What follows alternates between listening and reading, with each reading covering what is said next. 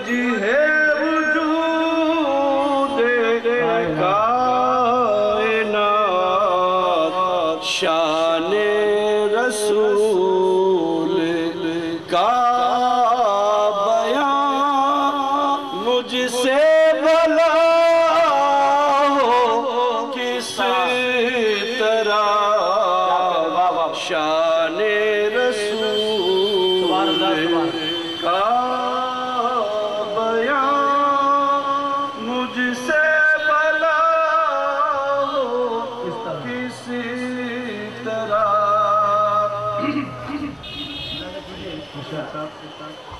کب تھی یہ میری کی مجال آدم قابل جمال کب تھی یہ میری کی مجال آدم قابل جمال سایہ زمین پہ پھر بھلا ان کا پڑا ہو کس طرح سایہ زمین پہ پھر بھلا ان کا پڑا ہو کس طرح اور اصحاب کرام کی عظمت رفعت بلندیاں ہے جو صحابی رسول پا گئے منزل قبول قبولیت کی سند تو اللہ تعالیٰ نے کلام پاک میں دے دی رضی اللہ عنہ ہے جو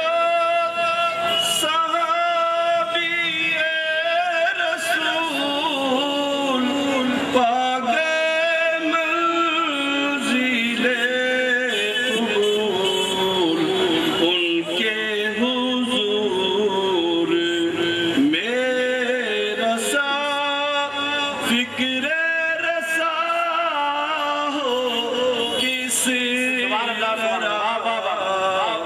ان کے حضور میں رسا فکر رسا ہو کس طرح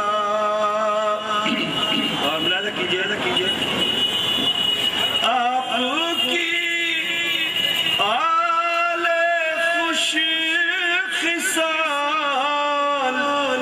کشتی نوح کی مثال سبحان اللہ واہ واہ واہ آپ کی آل خوش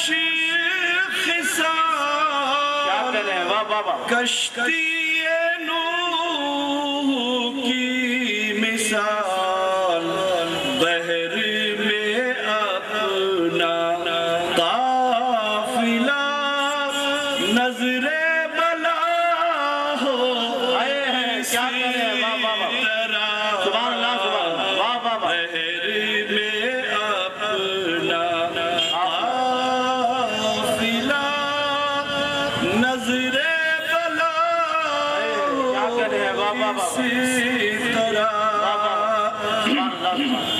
اور اپنے آقا مولا شہنشاہ گل شہنشاہ اولیاء سرکار غوث اعظم جنہوں نے دین میں زندگی عطا فرمائی ملاحظہ کیجئے دین کا زندگی ملی دہر کو تازگی ملی کیا کہنے ہیں بابا دین کا زندگی ملی دہر کو تازگی ملی کیا کہنے بابا حضور غوث کا ہم سے ادا ہو کیا کرے بابا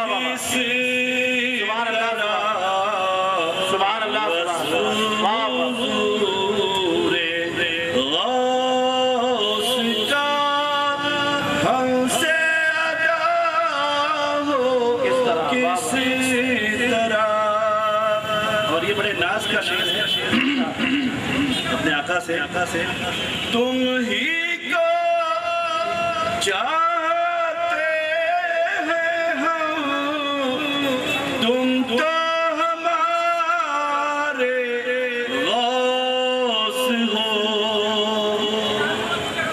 تم ہی کو چاہتے ہیں ہم، تم تو ہمارے غوث ہو، ہے یہ اصولی بات، تم ہم کو نہ چاہو کسی طرح، ہے یہ اصولی بات، سبحان اللہ، واہ واہ واہ، ہم کو نہ چاہو کسی طرح۔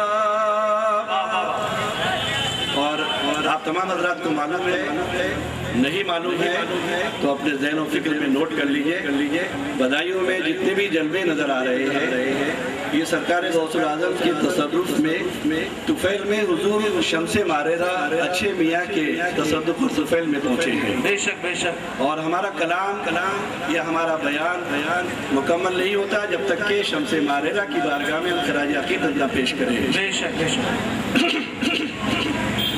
تو حضور اچھے صاحب کا لقب ہی اچھے صاحب ہے، آپ کا نام ہے آل احمد، آپ کا لقب ہے شمس ماررہ، لیکن پیار سے آپ کو یہ تمام غلام اچھے میاں کے نام سے یاد کرتے ہیں۔ ملاحظہ کیجئے، مقطع نظر کرتا ہوں۔ راجی غلام عین حق اچھے میاں کے وہ حبیب، واہ واہ واہ واہ واہ، راجی غلام عین حق اچھے میاں کے سبحان اللہ سبحان اللہ، وہ حبیب، اچھا ہے راجی اس لیے کیا کریں؟ راجی برا ہو کس لیے؟ کسی طرح، کیا کہنے ہیں؟ واہ واہ واہ، اچھا ہے راجی اس لیے کیا کہنے ہیں؟ واہ واہ واہ، سبحان اللہ، راجی برا ہو کس کس واہ واہ واہ، طرح۔ سبحان اللہ سبحان اللہ۔ محترم حضرات، ترجمان قادریت محترم حافظ عبدالقیوم صاحب قبلہ مدد اللہ علی منقبہ شریف پیش فرما رہے تھے، اور اب وہ وقت قریب آ گیا کہ خطیب ہندوستان، خطیب شمس ماررہ حضرت علامہ عبدالغنی محمد عطیف قادری صاحب مدد اللہ علی ہمارے اسٹیج پر رونق افروز ہیں، اور ہم ان کا استقبال نعرہ تکبیر و رسالت سے کرتے ہیں۔ محبت اور خلوص کے ساتھ بلند آواز سے نعرہ لگائیے، نعرہ تکبیر، نعرہ تکبیر، نعرہ رسالت، نعرہ رسالت، نعرہ غوثیہ، نعرہ غوثیہ، حضور تاجدار اہل سنت، حضور تاجدار اہل سنت، جشن قادری، نعرہ تکبیر۔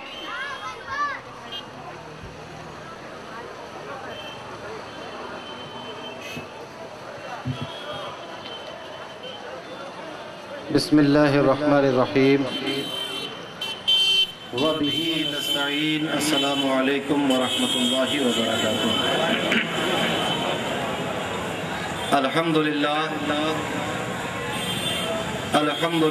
القادر المقتدر القدیر، والصلاة والسلام على السید البشیر النذیر وعلى آلہ وأصحابه ووارثي حاله الأمين المكين محي الدين برحمتك يا أرحم الراحمين۔ وبعد، أعوذ بالله من الشيطان الرجيم بسم الله الرحمن الرحيم قد جاءكم من الله نور وكتاب مبين سبحان اللہ سبحان اللہ. صدق الله کیا العظيم کہنے ہیں واہ واہ واہ. وبلغنا رسوله النبي الأمين الكريم الرؤوف الرحيم سبحان اللہ سبحان اللہ. ونحن على ذلك لمن الشاهدين والشاكرين والحمد لله رب العالمين. قال الله تبارك وتعالى في شان حبيبه الكريم إن الله وملائكته يصلون على النبي يا أيها الذين آمنوا صلوا عليه وسلموا تسليما اللهم صل على سيدنا وشفيعنا وحبيبنا ومولانا محمد وبارك وسلم صلاة وسلاما عليك يا رسول الله. چلے جب حضور سوئے فلک کیا کہنے. بلغ العلا بکمالہ کوئی دیکھے رخ کی چمک دمک کشفت دجا بجمالہ وہ ہیں بے مثال دریچے شک کیا کہنے. حسنت جمیع خصالہ انہیں دیکھ لے تو پڑھے ملک صلو علیہ وآلہ اللہم صلی علی سیدنا و شفیعنا و حبیبنا و مولانا محمد مبارک وسلم صلاة و سلاما علیکہ یا رسول اللہ یا نبی اللہ. مہرباں مجھ پہ ہے اللہ تعالی میرا کیا کہنے. غوث اعظم کو کیا فضل سے آقا میرا گلے ریحان نبی کون ہے غوث الاعظم بلبل مدح سرا نام ہے کس کا میرا کیا کہنے واہ واہ. لاڈلا ساقی کوثر کا میرا ساقی ہے کیا کہنے ہیں واہ واہ. کم نہ ہو حشر تلک بھی وہ ہے نشہ میرا پاؤں پر غوث کے بے طرح مچل جاؤں گا دیکھنا عرصہ محشر میں تماشا میرا کیا کہنے ہیں واہ واہ. داور حشر سے کہہ دینا کہ ہے میرا غلام کیا کہنے ہیں واہ واہ واہ. داور حشر سے کہہ دینا کہ ہے میرا غلام ایک ہی فقرے میں طے کرنا قضیہ میرا واہ واہ واہ واہ. ایک ہی فقرے میں طے کرنا قضیہ میرا اور درے والا پہ کروں کس لیے اب عرض طویل کون سا حال نہیں تم پہ ہویدہ میرا واہ واہ واہ. کام بن جائیں فقیر جگر افگار کے سب تم جو فرماؤ خدا سے یہ ہے چیلا میرا اللہم صلی علی سیدنا و شفیعنا و حبیبنا و مولانا محمد مبارک وسلم صلاة و سلاما علیکہ یا رسول اللہ یا نبی اللہ. اللہ تبارک و تعالیٰ کا فضل و احسان کہ اس نے ہمیں اور آپ کو اس نورانی اور بابرکت محفل میں حاضر ہونے کی توفیق عطا فرمائی. کل انشاءاللہ بغداد شریف کے لیے قافلہ روانہ ہوگا حضور تاجدار اہل سنت کی سرپرستی میں ان کی قیادت میں. ماشاء اللہ ماشاء اللہ. سبحان اللہ.